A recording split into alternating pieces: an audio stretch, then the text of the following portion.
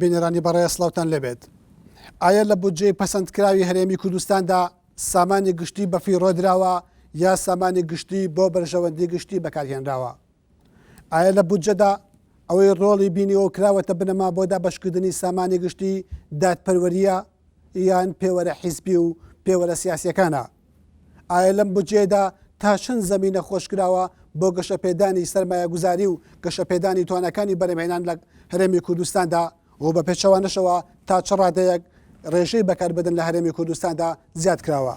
بۆ گفتوگۆکردن لەسەر ئەم بابەتە و گەلێک پرس و بابەتی دیکەی پەیوەست بە مەسەلەی بودجەی هەرێمی کوردستانەوە میوانداری هەرێک لە بەڕێزان سەلار محەموود ئەندامی پەرلەمانی کوردستان لە فراکسیۆنی کوردستانی و بەڕێز کوێستان محەممەد ئەندامی پەرلەمانی کوردستان لە فراکسیۆنی گۆڕانمان کردو بەخراتنی مولایەکەم. کاک سەلار لە بەڕێستەوە دەست پێکەم بۆ قسەکردن لەسەر بودجە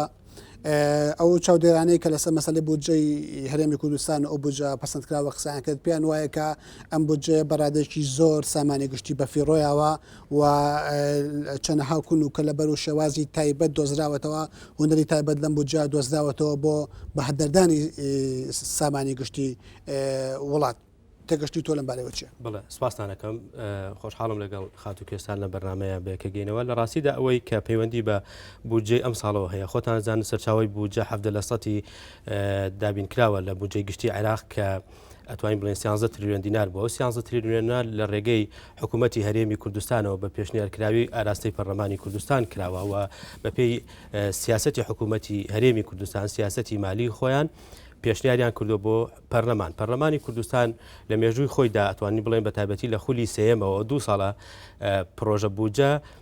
بە شەفافی ئەخاتە سەر سایتی پەرلەمان ئەمە بۆ بەرچاوڕوونی و پرۆسەیەکە کە پەیوەندی بە بەدیهێنانی عەدالەتەوە هەیە بە ئاگاییبوونی خەڵکەوە هەیە ئاگاییبوونی شارەزایانی بواری ئابووری و ژمێریاری و مالی هەیە لە هاوکاریکردنی پەرلەمان و پەرلەمانتاران بۆ ئەوەی بودجەکە لەسەر بنەمایەکی دادپەروەری و بۆ بەرژەوەندی گشتی دابڕژێتەوە. بێگومان کۆمەڵی بنەما هەن کە ڕێژەی دانیشتوان و ئەو سێکتەرانەی پەیوەندی بە ئەهەمیەتی حکوومەتەوە هەیە بودجەی لەسەر داڕژراوەتەوە. ئەم ساڵی 2011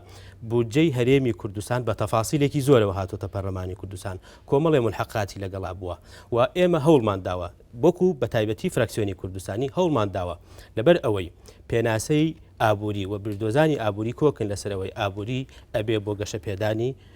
ژێرخان و سەرخان بۆ بەدیهێنانی خزمەتگوزاری و ژیانەوەی خەڵکێ ئەگەر سیاست بکەین قوربانی ئابووری ئەوە ئابووری کوردستان و پرۆسەی ئاوادانی لە کوردستانە گەشەدار ئەگەر من لە هەموو ئەم قسانی تۆ تێگەم بەڵام ئەگەر بچینە سەر وردەکاری و خاڵ لەسەر پێدەکاندا بنین ئەو پرسیارێکە من کردم دووبارەیەکەمەوە ئایا ئەم بودجەی لە هەرێمی کوردستانە پەسەند کرا کە دەنگی لیستی کوردستانی هێنا و تێپەڕی لە هەرێمی کوردستانە ئایا سامانی گشتی بە فیڕۆداوە یان نا ئەم سامانەی بۆ بەرژەوەندی گشتی بە شێوەیەکی لانی زۆری دادپەروەرانە بەکارهێناوە یان نا چۆن؟ جارێ پەلە نەکەین هەفتەیەکە بودجەکە لایەن سەرۆکی هەرێمی کوردستانەوە ئیمزا کراوە و حکوومەتی هەرێمی کوردستان ماوەی یاسایی خۆی لە بەردەسایە بۆ جێبەجێکردنی پرۆژەکان ئەرکی ئێمە یەکو پەرلەمانتارانی کوردستان لە دوای پەسەندکردنی یاسای بودجە بە دوواداچوونکەین بۆ هەموو ئەو سێکتەر و پرۆژانەی کە پەسەند کراوە تا چەند جێبەجێکرێ یا جێبەجێ ناکرێ ئەوە سیاسەتی حکوومەتی هەرێمی کوردستانە و سیاسەتی زۆرینەی پەرلەمانیە کە پەسەندی کردوە تەنها یەک خاڵ ئاماژە پێکەم ئەویش ئەوەیە کە بودجە دێتە پەرلەمانی کوردستان بۆ پڕکردنەوەی کەموکوڕی و کەلێنەکانێتی نەک ڕاستەوخۆ کە دێتە پەرلەمانی کوردستان بەبێ ئەوەی تۆ گفتوگۆی لەسەر بکەی بڵێ ئەم بودجە ئەبێ بگەڕێتەوە حکوومەت خۆی چایکاتەوە لە کاتێکا تۆ هەیبەت و مەهامی پەرلەمانی ئەوەیە خۆی لەسەر تەواوی سێکتەرەکان لێکۆڵینەوە بکە و نەهێڵێ بگەڕێتەوە کەلێنەکان کەموکوڕەکان چارەسەر بکە وەکو ئەوەی کە فراکسیۆنەکانی ئیسلامی لە ڕاستیە بڕیاریاندا بمێنێتەوە لەناو پەرلەمانکە وکوڕەکان چارەسەر سوپاس کاکسەرجان پامەوەی گەشتە من کوێستنەکان حەزەکەم ڕێخۆتم پێ بڵێ لەسەر بودجەی هەرێمی کوردستان ئایا ئەم بودجەیە ئەم سامانە گشتیەی کە چەند ملیارد دۆلارێکە دێتە خەزانەی هەرێمی کوردستانەوە تا چەند بۆ سوودی گشتی بەکارهێنن تا چەندیش ئەم سامانە گشتیە لە ڕێگەی جیاواز و فۆرمی جیاوازی ناو بودجەوە بەفیڕۆدراوە؟ بەڵێ دیارە لە بودجێ پەسەندکراوی ساڵی 2011 بە ڕادەیەکی بەرچاو زۆر سامانی گشتی بە هەدەردراوە. بودجە خۆی پێگێت لە داهات و پێگێ لە خەرجیەکانیش بودجەی بەکاربەرە و بودجەی وەبەرهێنانە. من لە هەر سێ بوارەکە قسە لەسەر ئەم بەهەدەردانەکەم. ئەگەر بینە سەری داهاتی هەرێم بکەین، بە تایبەتی داهاتی ناوخۆ سەیرەکەین کە داهات ئەم داهاتە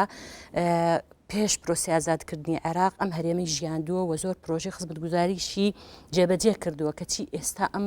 بودجێ ئەوەنە چۆتە ئاو بۆتە 400 میلیار و 570 میلیۆن دینار کە ئەمە هەرگیزی باوەڕ نییە. ئەگەر بین سەیری ئەم داهاتانە بکەین، لە هەنێک داهات هەر ناوینە هاتووە لەم بودجەیە. بۆ نمونە لە هەرێمی کوردستان چەندین کارگە هەیە، ئەم کارگانە دراون بە کەرتی تایبەت و ئەمانە یان کرێن بە حکوومەت یان لە بەرهەمەکانیان بەشی حکوومەدەن. بۆ نمونە کارگەی چیمەنتۆی تاسڵوجە ڕۆژانە 1005 تەن چیمەنتۆ ئەیا بە حکوومەت، هەر تەنەی بە 60,000 ئەفرۆشێ لە ماوەی ساڵەکەی 320,000 تەنەکە بەلابردنی هەینی و پشووە ڕسمیەکان، واتە لە ساڵەکەی ئەکاتە 90 میلیار و 200 میلیۆن دینار یەک دیناری لە بودجیا ناوینە هاتووە. بە تەنها داهاتی دەستگای مین لە شاری سلەیمانی ملیارێک و 500 میلیۆن دینار بۆ ناوینە هاتووە. داهاتی فرۆکە خانەکان و چەندین داهاتی کە هەر ناوینە هاتووە و داهاتەکانی کە زۆر بەکەم و کورتی هاتووە. ئەوانەی کە ناویان هاتوو زۆر بەکەم و کورتین بە نمونە کارەبا داهاتەکەی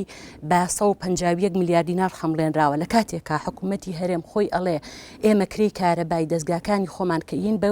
وەزارەتی کارەبا کری کارەبا 392 میلیارد دینارە کەواتە بە تەنها ئەلێرەیە 142 میلیارد دینار ونە. 44 میلیارد دینار دانراوە بۆ کڕینی وزەی کارەبا،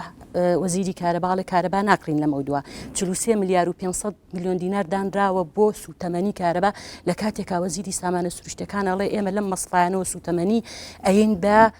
وەزارەتی کارەبا بە خۆڕایی کەواتەیان ئەوەی وەزیری سامانە سروشتەکان بە هەدەردانە یا ئەمەی کە دانراوە بۆ کڕینی کارەبا. ئەگەر بینە سەر وەزارەتی سامانە سروشتەکان، وەزارەتی سامانە سروشتەکان ئەن نەوتە غازە بەردی مەرمەڕە و هەموو کانزاکانی کەیە. ئەم وەزارەتە لە هەموو دنیا پێوترێ وەزارەتی حکوومەتژێن. لەلای ئێمە ئەم وەزارەتە بودجەی بەکاربەری 12 میلیار و 816 میلیۆن دینارە لە کاتێکا داهاتەکەی بە تەنها 370 میلیۆن دینارەکەواتە ئەمە نەک حکوومەت ناژێنێ بۆ تەبار بەسەر حکوومەتەوە. ئەگەر بین ئەو داهاتانەی سامانەی ئەو داهاتی کە لە وەزارەتی سامانە سروشتەکان دەست حکوومەتەکەوێ ڕقمێکی ڕاستیان نەداوەتە پەرلەمان وونە. بەڵێ هەرگیز ئەگەر بین سەیری ئەو داهاتانە بکەین کە ساڵانە بێ بگەڕێتەوە بۆ حکوومەت 660 میلیارد دینار دیار نییە هینی ئەو پرۆژانەی کە لە ساڵی 2010 نەچوونەتە بواری جێبەجێکردنەوە. لە ساڵ هەشتای ئەو پرۆژانش کە چوونەتە بواری جێبەجێکردنەوە زۆر لەو پارەیان کەمتر خەرج کردووە کە بۆیان دەزیشان کراوە. 30 میلیارد دیناری سندوقی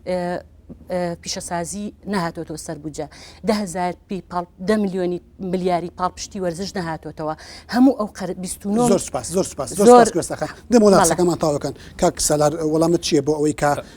ئەو ژمارە زۆرەی داهاتی هەرێمی کوردستان کە بە شێوەیەک لە شێوەکان دەخلە بۆ حکوومەت ئیرادە بەڵام ونە بەشێک لە داهاتەکان کە بە داهاتی گومرک و ئەوانە داهاتی ئیتیحادی نەچنەوە حکوومەتی ئیتیحادی بەشێکی بۆ وەڵام بۆ ئەو قسانەی ئەو ڕقەمانەیە کە وەڵام دەمەوە بەشێکی ئیراداتە بۆ ئەو سێکتەرانەی کارەبا و فڕۆکەخانە کە خودی کوێستان خان ئاماژەی پێکرد. من ئەمێ لە ئیتالێکی گشتگیرترە چونکە ئەم جەدەلێکی زۆر عمیقی خایەن لە پەرلەمانی کوردستانە و ئێمە 11 ڕۆژ 17 دانیشتنی پەرلەمان کراوە لەسەر تەواوی سێکتەر و باب و بابەتەکانی بودجە بە پرۆژەوە و حکوومەتی هەرێمی کوردستانی خۆی وەڵامی بەشی هەرە زۆرینەی ئەو تێبینیانەی ئێمەمانان و کوێستانخانیشی داوەتەوە. لەو ڕانگەیەوە ئێمە قۆناغێکی باش و شەوتێکی باشمان لە ڕێگەی مناقەشەکردنی بودجە و هاتنی بودجە ئەمساڵ بۆ پەرلەمانی کوردستان بە بەراورد بە ساڵانی ڕابردوو تێپەڕاندەوە و ئێستاکەس بە بەراورد بە ئێستای عێراق لەو ڕانگەیەوە ببوورە پرسیارەکە ڕۆشنە. ئەویش ئەوەیە هەرێمی کوردستانی عێراق کۆمەڵێک داهاتی زۆری هەیە لە کەرتە جیاوازەکانیە لە کاتی تەندروستیە لە وەزارەتی سامانە سروشتەکانە لە کۆمەڵێک پرۆژە هەیە تاو نەکراوە بۆ ئەم پارەیە سەر لە نوێ لە حساباتە بگرێتەوە ناو پەرلەمان، بەڵام هەموو ئەم پارانە ونە ونیە لە ڕاستیدا ونیە حکوومەتی هەرێمی کوردستان لە ناو پەرلەمانی کوردستانە وڵامی خۆی بۆ ئەم مەسەلانە هەبووە و بۆ تەواوی ئەو بڕگانەش هەبووە و دانیشتەکانی پەرلەمان ئێوەش بەشێکتان لێ پەخش کردووە و وردەکاری ئەم مەسەلانە وەڵام درانەوە و بەشێکی ئەبێتە ئیرادات بۆ ئیرادات بۆ دەستگاکان خۆی بۆ نمونە فڕۆکەخانە بۆ نمونە کارەبا بۆ نمونە دەستگاکانی تر و بۆ نمونە ئەوەی پەیوەندی بە گومرک و بەداهاتەکانی ترەوە هەیە بەشێکی ئیتیحادی و ئەگەڕێتەوە بۆ حکوومەتی ئیتیحادی لە ڕێگەی وەزارەتی مالیە و داراییەوە ئەمە بەشێکە لەو پرسە لە ڕاستیدا من ئەمە لە ئیتارێکی گشتگیرترا لەسەر ئەم مەسەلەیە قسە بکەین ورد نەبینەوە بۆ خاڵێک کە پەیوەندی بەوە هەیە تۆ تەواوی عملیەکە ڕاست و چەپی بەسەردا بهێنی جەنابەت باسی دادپەروەریت کرد دادپەروەری مەسەلەیەکی ڕێژەیە ئێمە لە پەرلەمانی کوردستان ئەو بودجەی کە هاتووە 13 تریلیۆن بووە بەژمارە بەڕقم دابشمان کردو بۆ سەر کۆمەڵی سێکتەری گرنگ و لە ڕێگەی ئەو سێکتەرە گرنگانەوە تواندراوە عدالت لە نێوان شار و شارۆچکەکان و شوێنە کاولکراوەکان و ناوچە دابڕاوەکان بەدی بهێنرێ بەڵام بەپێی خواستی ئێمە بۆ هەمووی نەخێت چونکە کوردستان لە خۆناغێکی ئینتقالیایە وێرانکاریەکی زۆر لە ڕابردووە هەبووە و خەباتی پەرلەمانی خواستی حیزب بووە بەپێی خواستی چی بووە لەبەر ئەوەی کاولکاریەکە زۆر لەبەر ئەوەی لە ڕابردوودا لەبەر خواستی چێ بە لە کاتێکە ئێوە بەڵاترین دەسەڵاتن لە ڕابردوودا بەپێی ئەو خواستەی کە ئێمە هەمان وەکە پەرلەمان خەبکاری خۆی نەکردووە و مناقەشەکردنی بودجە بەم جۆرە نەبووە و بەم تەفاسیلە نەبووە و ئەو هەموو کەلێن و کەلەبەرانی کە باز ئەکرێ لە ڕاستیدا ئەوە 2 ساڵە لە ڕێگەی خولی سێمی پەرلەمانی کوردستانەوە لە ڕێگەی ئەو بەرنامەی کە ئێمە ئیشی لەسەرەکەین لە ڕێگەی حزوری ئۆپۆسیۆن لە پەرلەمانی کوردستان کە دیوێکی تریە بە ئیجابی ئێمە تەماشایەکەین ئەگەر بەردەوام نەبن لەسەر ڕاست و چەپ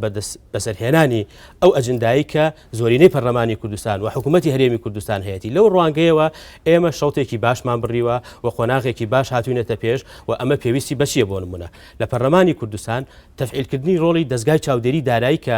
لەمەیە زۆر کەم تەرخەم بووین و تەفعیلکردنی ڕۆڵی ئەندامانی پەرلەمان و فراکسیۆنەکان و لیژنەکان کە لە بەدواداچوون و چاودێریکردنی ئەوەی پارسال لە بودجەیە پەسەند کرا لەمە ئێمە نەمانتوانی وەکو پێویست خزمەت بکەین ئەگینە وەکو پەسەندکردنی بودجە وەکو بودج هاتنی بودجە وەکو دابشکردنی بۆ سەر سێکتەرەکان وەکو ئەو ئەرقامانەی کە بە تەفاسیل بۆ نمونە راپۆرتی لیژنەی دارایی 76 لاپەڕە بووە لە کاتێکە راپۆرتی لیژنەی دارایی پەرلەمانی عێراق 4 لاپەڕە بووە لە ساڵانی پاروپێرارە لە پەرلەمانی کوردستان بە 2 وەرەقە و 3 وەرەقە مناقەشەی بودجە کراوە و ئەسڵەن مەسەلەی تەفاسیلی پرۆژەکان نەهاتووە تەنها یاساکە هاتووە و بە دانیشتنی کەم و بە کاتی کەم و لە پەرلەمانی عێراق بۆ نمونە 3 دقیقە ئەندامی پەرلەمان بۆی هەبوو لەسەر تەواوی بودجە قسە بکات بەڵام ئەمانە دەرفەتێکن بۆ ئەوەی زۆر سپاس کوێستان خەن هەر ملاحەزەکە دەبێت لە سەقسەکەن کاکسە ئاسایە دەتوانی بڵێ بەڵام من پرسیارەکەم بەم شێوەیەکەم کاکسەر پێمانەڵێ ئەو ملاحەزەتانەی تۆتە شتی تازەنین و پێشتر و حکومەت وەڵامی داوەتەوە و تەفاسیلی بودجە هاتوتە پەرلەمانی کوردستانەوە بە هەموو وردەکاری مەشروعەکانەوە ئەمەش شەفافێتی بودجە ئیشانەیە منە پرسم وەڵامەکانی حکومەت چەند مقنعە و هاتنی تەفاسیلاتی بودجە بۆ باش نیە بەلای ئێوە لە کاتێکە بۆ مانای شەفافێتی ئیشی بودجە ناگەێنێت بەڵێ دیارە هەردوو وەزیری بەڕێز دارایی پلاندانان بە تایبەتی بەزایەتی دارایی خۆیان زۆر لە پرسیارەکانی ئێمە بوارد لە ناو پەرلەمان پرسیارمان لێ کرد لە داهاتی کارگەکان لە هینی فڕۆکەخانە لە دەستگای مینوتی نازانم بۆ خۆیانە چێت وەڵامێکیایەوە کە ئەویش ئاگادار نەبوو جگە لەوەی کە زۆربەی وەڵامەکانیان مقنع نەبوو بۆ ئێمە کاک سالار ئەڵێ داهاتی کارەبا ئەچێ بۆ مەرکەز داهاتی کارەبا لە خاڵە سووریەکان بە 400 میلیارد تەخمین کرا و لەناو بودجەیە خراوەتە سەر بودجە نەچۆتە بۆ مەرکەز بە 400 میلیارد تەخمین کرا و تا لەناو بودجەکەیە هەیە ئەوەی کارەبا بە هەمان شێوە ئەو وەزارەتانش کە کاک سالار ئەڵێ ئەچێتەوە بۆ وەزارەتەکەمە بێ ئەعلان کرێ باس کرێت دەستنیشان کرێت چکە بە دوجار ئەمە بچێتە ژێر چاودێری دیوانی چاودێریەوە نابێون ببێ من بۆ مەسەلەی ئەوەی کە پێشتر نەخێت پێشتر بودجە بە تەفاسیلی هاتووە بەڵام سەرۆکایەتی نەهێناوەتە پەرلەمان من خۆم سەرۆکی فراکسیۆن بوو هەموو ئەو تەفاسیلی پرۆژە ئەوانە هاتووە بەڵام کە سەرۆکایەتی نایخاتە بەرنامەوە ئەمە مەسلەیەکی کە هەموو ئەم پرۆژانە لە لیژنەی دارایی بوو بڕیاری سەرۆکایەتی پەرلەمان ئەوە بوو کە سەرۆکی لیژنەکان بە تەنها ئەتوانن بۆ لیژنەی دارایی و سەیری پرۆژەکان بکەن نەک ئیستیساخیشی بکەن بەڵام سەرۆکایەتی ئێستا سوێتە بەردەستی ئەندامانی پەرلەمان کەواتە پێشتریش حکوومەت ئەمەی کردووە کەم تەرخەمی نەناندووە سەرۆکایەتی پەرلەمانە ئێستا ئەم کە شەفافێتە ئەخاتە بەردەستی ئەندامانی پەرلەمان من یەک هینم لە کاک سالار هەیە لەم بودجەیە 1 تریلیۆن و 588 میلیارد دینار دانراوە بۆ دامەزراندنی 25,000 فەرمانبەری تازە ئەگەر ئەمانەیەکی 600 دیناریشیان بیت 600,000 تا ئێستا ئەم دامەزراندنە نەبوواتە 5 مانگیان ماوە ئەگەر ئەم داش بمەزرێن هەمووی زەر بوو ئەوە کاتە 75 میلیارد دینار ئەگەر 620,000 فەرمانبەرەکەی کەژێکی 50,000یان بۆ زیاکە کاتە 158 میلیارد هەردووکی کۆکەرە و لە میلیارێک و 588 میلیارد تریلیۆنێک و 588 میلیارەکەی دەرکە ئەوەی ئەمێنێتەوە بە هەدەر ئەچێت 1 تریلیۆن و 355 میلیارد دینارە ئێمە ئەم پرسیارەمان لە وەزیر کردووە وەڵامی وەزیر ئەڵێ ئەمە عیجزی فەرمانبەرانی ساڵی پێشووە و هەروەها پارەی کارەبایە وەزیر پێیوانە بوو ئێمە بچینە ئەم تەفاسیلەوە و کەم تەرخەمێکی وا بدۆزینەوە لەلام ئەم بودجەیە تۆ ئەم پارەیە داناوە لە بودجەی بەکاربەرە بۆ دامەزراندنی فەرمانبەران چۆن باسی ئەوەکەی کەمە عیجزی فەرمانبەرانی پارە و مەسلەی کارەبایە ئەمە گەندەڵێکی وازح نییە لە بودجە لە کاتێکە بە ملیار دینار عجز بنێتۆ لە پارەی لە موچەی فەرمانبەران لە کاتێکە باس لەوە کرد لە سەدا هەفتای داهاتی هەرێمی کوردستان و بودجەی هەرێمی کوردستان بۆ موچارڕە ئەم پارە بۆ جۆرە تەخسیس کراوە کە عینوانەکە هاتووە وەکو ئاماژەم پێ کرد هەفتەیەکە بودجەش پەسەند کراوە ساڵێک لە بەردەستن و ساڵێک ئیجازەمە دەی قسە بکەم بەڵێ فەرموو بەس ئیجازەم پرسیارەکەم لەسەر وەڵامی پرسیارەکەتە دەمەوە کاکە من و کێسان خان هەردووکمانە دای پەرلەمانی بە تایبەتی لەسەر ئەم سێکتەرە و ئەوە بینەرانی بەڕێز و بەرنامەکەی جەنابیشت بۆ مێژوو لەگەڵمان بێ ئێمە بە دوواداچوون بۆ ئەو مەسەلاکەین پێکەوە ئەم ساڵێکە لە بەردەستمانەیە ئەو پارەی کە ئەمێنێتەوە دوای دامەزراندنی ئەو 25,000 میلاکە ئێمە ئەو پارەی ئەمێنێتەوە پێویستەکە بەیەکەوە من و کێستان خان متابعی بکەین ئەچێتە چ سێکتەرێکەوە چ بابێکەوە ئایا تەدویر ئەبێتەوە بۆ حکوومەتی هەرێمی کوردستان خەزێنەی حکوومەتی هەرێمی کوردستان کە وەزارەتی مالیەیە یان ئەوە تا ئەو قەرزەی کە لای حکوومەتی فەرمانبەرانی ساڵی ڕابردوو لەوایە پڕەکرێتەوە بێگومان ئەمە وەڵامە درێتەوە جارێک بەکار نەهاتووە جارێک سرف نەکراوە جارێک نەتوەچە هیچێ وەکو ئەوەی کە ئەم بودجێ ئێستا کە دنیایەک گەندەڵی تێدا بێ دنیایەک ناشەفافی تێدا بێ دنیایەک بە هەدەردانی تێدا بێ هێشتا کە نەچۆتە هەفتەیەکە چۆتە بواری جێبەجێکردنەوە و ئێمە لەم مەسەلەیەدا لەگەڵ کوێستان خانم ئەبێ سەرۆکایەتی پەرلەمانی کوردستان دەوری چاودێری دارایی دەستەی نەزاها لیژنەکان تەفعیل بکرێ و زیاتر بکرێ بەڵام ئەو مبەرڕەم پێ قبوڵ نییە کوێستان خان ئەڵێ ساڵانی ڕابردووش بۆ جۆرە بووە نەخێر ساڵانی ڕابردوو ئێوە خۆتان کەم تەرخەم بوون پەیڕەوی ناوخۆ ڕێگەت ئەداتۆ ئاگداری سەر لەبەری بابی بودجەی پێشنهارکرا و بەردەوام و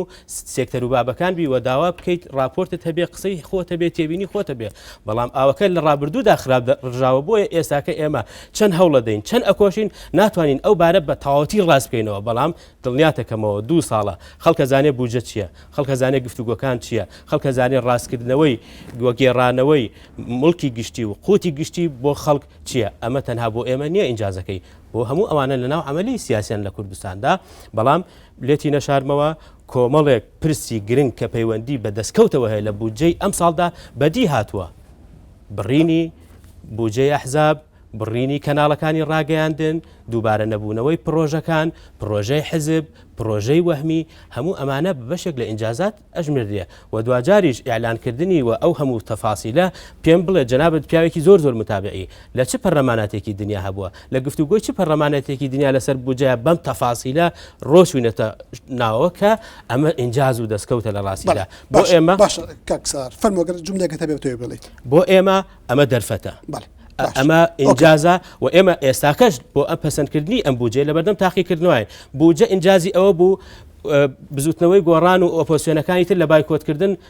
پاشگەز بوونەوە هاتوونەوە ناو پەرلەمان ئەمانە هەمووی متەکاملە یعنی پرۆسەی سیاسی تەنها لە مەسلەی بودجە خۆی نبینێتەوە پەرلەمانی کوردستان لە ڕاستیە دەسەڵاتێکی زۆر گرنگ و کاریگەرە تەنها بە مەسلەی ڕقەمی و بەم مەسەلانەی نابێ کۆمەڵێک کاریگەری و کارلێکەوتە هەیە لەسەر پەرلەمانی کوردستان و ئەبێ پەرلەمانی کوردستان ئەمە دەرهاوێشتە بکات بۆ دەرەوەی خۆی بۆ عملی سیاسی بۆ دەستگاکان بۆ حیزبەکان بۆ ناوەندەکان زۆر سپاس فەرموو شێستان خان ئەم لەحظات دیارە ئێمە بە دوواداچوونمان کردو ساڵی پار بۆ زۆر لە پرۆژەکان بە بەردەوامی بە دوواداچوونمان بۆ کردووە بۆ زۆر مەسلەی کە پرسیارمان نردووە من بۆ خۆم چەندین پرسیارم ئاراستی سەرۆکی حکوومەت وەزیرە پەیوەندیدارەکان ناوەتەوە هیچیان لە کاتی خۆیان وەڵامیان نەیاوەتەوە من بەڵێنێم بە کاکسالا لەسەر ئەم مەسەلانە پێکۆچینە لای وەزاریدارەیە ئەویش بەڵێنم باتێ ئەگەر وەڵامی پێ نەبوو بانگی بکە سەحب بەڵێنم باتێ کار بکات کە هەوڵ بین پێکەوە سەحبیەتی بکەین من بۆ خۆم لەسەر بودجێ ئەحزاب چوومەتە لای وەزیری دارایی پێی وتوم بودجەکەی یەکێتی ئەزانم پێتی ناڵم هینی پارتیش ئاگام لێ نییە لەبەرەوەی ئێمە دوو بودجەمان هەیە کتابێکی سەرەوەم بۆ بێنە من ئەتوانم پێتان بڵێم ئەم بودجەیە چۆن سەرف کراوە وەزیر وەڵامی پێ نەبووە وەزیر خۆی مەعاناتی هەیە بەودەزەوەی کاگای لە بودجەی ئەو بەری دێگەڵە نییە کەواتە ئەگەر بە دوواداچوونیش بکەیت ناگەیتە ئەنجام نەسەرۆکی حکومەت وەڵام تێیاتەوە نەوەزیرە بەڕێزەکان وەڵام تێنەوە نەوەڵامێکی مقنعە پێ نەکەیەنە پەرلەمان کەس دەتوانێت سەحبلیەتیان بکات بە پێی ئەو پێڕە و ئەو پێکاتەی ئێستای پەرلەمان ئەمە مەسلەیە کە مەسلەی ئەوەی کە پێشتر قسە لەسەر بودجە نەکراوە زۆرترین قسە لەسەر بودجە کراوە ساڵی 2008 کەستەخان ئەمێت ئەوە لێ بپرسم ئێوە بە شێوەیەکی گشتی باس لەواکەن کە لێن و کە لەبەری زۆر لە بودجەیە هەیە سامانی گشتی بە شێوەیەکی بەڵاو بەفیڕۆداوە بەڵام تا ئاستێک ئەم قسانە بە شێوەی قسەی گشتین واکرێ هەموو کەسێک بکە بەڵام نمونەی وردم بەرێ بەڵگەی وردم بەرێ بەڵێ دیارە من نمونەی زۆرم یایتێ بەڵام هەنێ نمونەی کەش هەیە ئێستا ئەکرێت لە مەسلەی ئێمە لە مەسلەی بودجێ بەکاربەرە دیارە ئەمە لە ساڵ 26 دواتر کەم کراوەتەوە لە ساڵ 26 و کەسرێک دانراوە بۆ بەخشین و باربوو بە سروفاتی ئوخرا و کە ئەمان ئێمە پێمان وایە زیاتر لە ساڵ 50 بە هەدەردانی سامانی گشتیە ئەم بودجەیە 3 تریلیۆن و 599 میلیار و 578 میلیۆن دیناری بۆ دانراوە دیارە دواتر ئێمە داوامان کرد کە نیوەی کەم بکرێتەوە جگە لە موچە کە ئیکردە 1 تریلیۆن و 1 تریلیۆن و 699 میلیار و 689 میلیۆن دواتر ئەوەی کە کەم کرایەوە لە ساڵدەی هەموو بودجێ بەکاربەر بوو کە 979 میلیار دینار بوو ئێمە پێمان وایە لێرەش 900 میلیار دینار بەهەدەر براوە چەند نمونەیەکی زۆر بەسی دەهێنمەوە کە لە بەخشین و لە ئیعانات و لەوانە دیارە ئێمە لەناو پەرلەمان یەکێک لە ئەندامانی پەرلەمان کۆمەڵێک وەرەقەی یا بە هەموو ئەندامانی پەرلەمان کە لە تەنها یەک ڕۆژە بەرپرسێکی ئەنجومەنی وەزیران 4 دەفتەر دۆلاری بۆ کۆمەڵی خەڵک سەرف کردووە کە یەکی 20 وەرەقە و 30 وەرەقەی بۆ سەرف کردوون ئەمانە چێن ئەگەنە ئەنجومەنی وەزیران ئایا خەڵکێکی هەژار ئەگات کە بە وەرەقەیەک 30 وەرەقە و 20 وەرەقەی بدرێتێ بەرپرسێکی ئەنجومەنی وەزیران لە بەیانیەوە تا کاتی تەوابوونی دەوام 4 دەفتەر دۆلار سەرفکا بۆ خەڵک جگەلەوەی ئێمە ئەگەر هەنێ گوردەکاری کە باس بکەم لەناو ئەم بودجێ بەکاربەرەیە شتێک هاتووە بە ناوی ئەغزی ئەخورا خواردنی تر کە من نازانم ئەم خواردنانەی تر چییە داوەتە چییە لە بەرامبەر ئەمەیە خواردنی زیندانەکان هەیە خواردنی نەخۆشخانە هەیە و هەروە خواردنی قوتابخانە و ڕەوزە و دایانگاکان هەیە ئەوەی کە دانراوە بۆ ئەغزی ئەخورا 3 بەرامبەری هەموو خواردنی سجن و خەستەخانە و هەموو ڕەوزە و خوێندنگاکانە ئەمە بەهدەردانی ئەمە چی ئەم پارەی ئەغزی ئەخورای بۆ چۆڵەوەی پارەی کە ئەگەر سیرکەین ئەو پارەی کە پار بۆ کڕی تەلەفۆن دانراوە لە ساڵی 2009 بەراوردی دەیە لەگەڵ 2011 30 بەرامبەر پارەی کڕی کارەبا تەلەفۆن دانراوە بەرامبەر 2010 ئەگەر بێ سەیری کری خانوو بکەیت 2 بەرامبەر کری خانوو دانراوە کە حکوومەت یا بە کری خانوو لە کاتێکە ئەبێ ئەو پرۆژانێک کە بینای حکومی دروستکراوە بینای حکوومەت گەڕاوەتەوە لەگەڵ هەموو ئەمانەیە کری خان وەزارەتەکان کەمی کردووە دەستگاکان کەمی کردووە ئەبێ بیناکان کەمی کردبێ کەچی لە بەرامبەرە کری خانووەکان 2 بەرابەر زیایی کردووە کری تەلەفۆن 30 بەرابەر زیایی کردووە کە ئەمانە هەمووی جێی گومانە دیارە من دیارە کاتەکە ئەوە نابا نمونەی زۆر وردم لایە زۆر سپاس کوێستان خان کاک سالار تا چۆن هاوڕای لەگەڵ بوونی ئەو کەلیان و کە لە بەرەگەورانەی دارایی کە بە فیرۆدانی سامانی گشتی لە بودجاتێ پەڕیەوە پرسیارەکەی من ئەمەیە ئایا ئەگەر هاوڕایت بڵێ ئەمە بە فیرۆدانی سامانی گشتیە چۆن ڕێگەتاندا بودجە تێپەڕ بێ و پەسەند بکرێت بەو کەلێنانەوە ئەگەر پێشت وایە نەخێر ئەو شتانە وجودی نیە چۆن بەڵە بینرانی بەڕێز پرۆگرامەکەمان بەردەوامە بەڵام دوای ئەم ناوبەرە و لەگەڵمان بن بۆ بینینی پرۆگرامەکە